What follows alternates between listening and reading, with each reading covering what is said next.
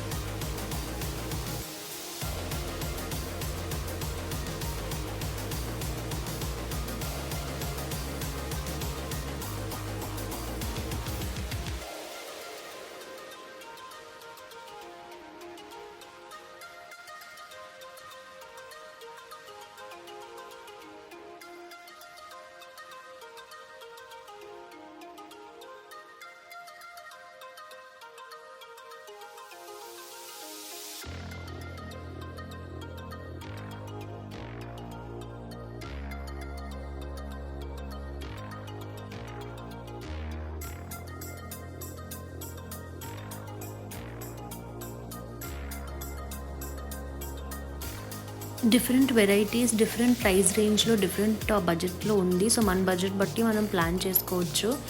ఒకసారి వచ్చి డైరెక్ట్గా పర్చేస్ చేసే కన్నా ఒకసారి మనం ఒకరోజు కంప్లీట్గా చూసి ఎక్స్ప్లోర్ చేసి అప్పుడు పర్చేస్ చేస్తే బాగుంటుంది అని నా ఒపీనియన్.